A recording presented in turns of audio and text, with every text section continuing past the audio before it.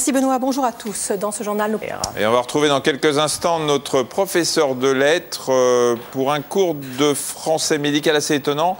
Les enfants en bas âge ne sont pas forcés de rester devant la télé.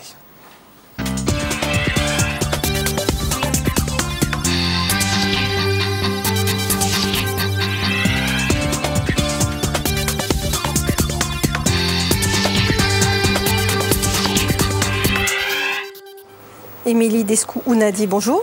Bonjour. Alors aujourd'hui, on va parler d'une partie du corps de la femme, plus précisément, puisqu'on va parler du sexe féminin. Langage scientifique et argot, rigueur scientifique, mais également fantasmes sont au rendez-vous dès qu'on aborde bien sûr ce sujet. Oui, on peut dire qu'on est prolixe, bavard et assez imaginatif dès qu'il s'agit de parler du sexe féminin. À l'inverse du sexe masculin, protubérance saisissable et assez visible, le sexe féminin c'est en grande partie bien un trou insaisissable, assez incertain. Et ce trou c'est le vagin, ce mot qu'on avait déjà évoqué une fois, je ne sais pas si vous vous souvenez, pour son étymologie étonnante justement, puisqu'il vient de vagina en latin qui désignait chez les Romains le fourreau de l'épée. C'est bien sûr guerrier tout ça. Ça, pour être incertain, je ne vous contredirai pas. On va passer à un terme très courant dont on oublie souvent le lien avec le sexe féminin. Je vous laisse... Alors c'est le mot con, et c'est vrai que quand on dit de quelqu'un qu'il est con, eh bien on ne se souvient pas vraiment qu'à l'origine, ce mot désigne le sexe féminin. Alors ça vient du latin cunus, qui désignait déjà le sexe féminin en latin, mais c'était un mot un peu confidentiel, on le trouve dans des satires antiques, dans des graffitis, c'était pas non plus un mot très très courant. Cunus. Cunus, C-U-2-N-U-S, on peut peut-être l'écrire. Vous pouvez l'écrire parce qu'il y a deux N. Espèce de cunus. Michel, on fait du latin là. Ouais, espèce, c'est pas du tout Specius latin. de cunus. Allez, écrivez-le, soyez gentils. Et comment vous me l'appelez beaucoup? Vous l'avez C-U-2-N-U-S. Alors en français, donc le mot con est assez courant. C'est pas vraiment un gros mot. C'était un mot d'argot qui désigne le sexe féminin comme en latin. Donc du 12e au 17e siècle. Puis après, il y a un petit glissement de sens qui va se faire. Alors vraisemblablement, ça se fait à partir d'une expression qui était faire quelque chose comme un con. Alors c'est une expression qui était dépréciative et qui s'appliquait à une activité virile. Dépréciative. Dépréciative, donc péjoratif, une activité virile forcément. Donc voilà, c'était une activité virile mais qui était mal faite. Donc la faire comme un con, c'était pas la faire comme un homme devrait la faire. Et donc la comparaison avec le sexe féminin faisait office d'insulte suprême, comme dans pas mal d'expressions.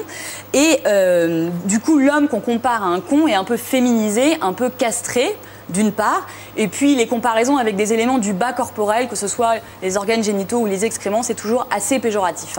Et à partir de là, on va arriver petit à petit à notre sens actuel. Voilà, alors on part de faire comme un con, ce qu'on vient de dire, donc pas comme un homme devrait le faire, puis après c'est un peu plus général, c'est mal faire, puis ça devient faire quelque chose comme un imbécile, au point qu'au 18e, ça devient une insulte à part entière, et c'est là que con se met à signifier idiot, imbécile, et ce sens il est favorisé par un autre mot qui a pourtant rien à voir étymologiquement, excusez-moi je vais dire un gros mot, mais avec le mot connard, qui lui voulait dire... mis entre guillemets, donc ça va. Donc qui voulait aussi dire imbécile et qui a favorisé en fait l'émergence de ce nouveau sens de con comme imbécile, comme idiot. Et il y en a un qui n'est pas content, c'est Michelet. C'est Michelet, voilà, il désapprouve complètement ce nouveau sémantisme qui donc apparaît à partir du 18e et lui au 19e il dit dans son journal que c'est une impiété inepte d'avoir fait du mot con un terme bas, une injure. Il va fort, une impiété inepte, moi je trouve que... il y va pas avec le dos de la cuillère quand même. Il y va pas avec le dos de la cuillère, pour lui le con c'est non seulement le propagateur de la nature, mais le conciliateur, le vrai fond de la vie sociale pour l'homme. Ça je suis entièrement d'accord avec Michelet, vraiment. Alors cet éloge, je sais pas vous... J'ai absolument pas compris ce qu'il a dit. Il n'est pas très content que ça devienne une insulte parce que justement, le sexe féminin, c'est à la fois... C'est la naissance de l'homme. C'est la naissance de l'homme. Et justement, ça fait un petit peu penser, moi cet éloge me fait un petit peu penser au tableau de Courbet, non Michel? Si. De Courbet. La naissance de Courbet. Lequel? Attendez, lequel? L'origine du monde. Eh oui. Je pense que vous visualisez bien. Quand on l'a vu une fois, on s'en souvient. On va pas en plus mettre la reproduction, ça ferait trop dans cette chronique. Et donc ce tableau qui a aussi par son titre et par sa teneur... Je croyais que vous parliez de Julien. C'est pour ça qu'il m'a fallu un petit moment. Julien quoi? Courbet.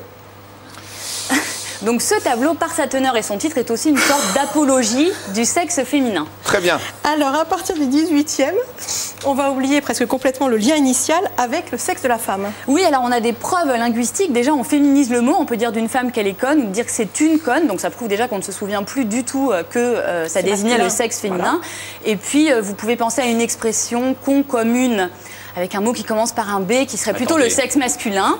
Énigme. Laissez-moi. Marina. Vous allez trouver. Et donc dans cette expression fort grossière je peux pas dire que vous l'avez sur le bout de la langue, mais comment c'est Non. Ça, c'est pas très fin. Non, non, je suis d'accord. Voire Michelet, s'il vous plaît, venez à mon secours. Voire vulgaire, je suis d'accord. Donc, dans cette expression que nous vous épargnons, on remarque bien que là, c'est le comble de l'oubli du sens originel, puisqu'on compare le sexe féminin à un sexe masculin. Donc, le premier sens, aujourd'hui, il est vraiment oublié. Son étymologie est maintenue dans un seul mot en français, enfin, je pense, c'est le terme cunilingus, où là, on retrouve effectivement cunus, donc le sexe féminin, et linguere, c'est lécher. Donc vous savez bien que le cunilingus, c'est cette caresse des organes génitaux féminins. Donc étymologiquement, c'est assez transparent. Vous me l'apprenez. En dehors de tout ça, le con signifie aujourd'hui uniquement imbécile. Voilà, à part dans le mot cunilingus, aujourd'hui, c'est clairement le mot imbécile. Il y a seulement les écrivains qui s'amusent à réactiver ce sens ancien, sans doute parce que c'est des amoureux de la langue. Alors, au 19e, dans la poésie et la prose érotique, on trouve parfois le mot con en verlan, on pourrait dire aujourd'hui, puisqu'il est inversé, noc, N-O-C. C'est un mot un peu codé et tout le monde comprend que ça désigne le con, le sexe de la femme. Et puis, un peu comme Michelet, Aragon va lui aussi déterrer en quelque sorte ce sens archaïque quand il publie ce roman dont vous avez peut-être entendu parler. Le Conte d'Irène, un roman Le Conte d'Irène, publié clandestinement en 1928, un roman érotique évidemment, où là aussi le sens réapparaît. Je ne l'ai pas lu celui-là.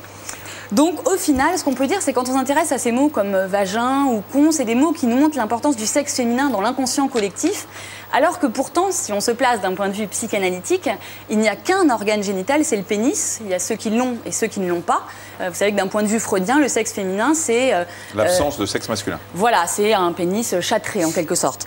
Donc tout ça, ça nous explique que ce trou, c'est à la fois un symbole de castration, un symbole du manque, en même temps le symbole de la volupté et de la naissance. Et on voit bien que tous ces mystères et ces fantasmes qui recouvrent le sexe féminin sont assez bien véhiculés par notre langage. Moi, je me mets à la place de vos élèves, parce que vous enseignez, qui ont écouté toute la chronique, là. Heureusement que c'est la fin de l'année scolaire. Hein. Mais l'avantage, c'est que je ne les vois plus en cours, qu'ils passent leur brevet demain, mais que je ne les vois plus, donc voilà. Très bien.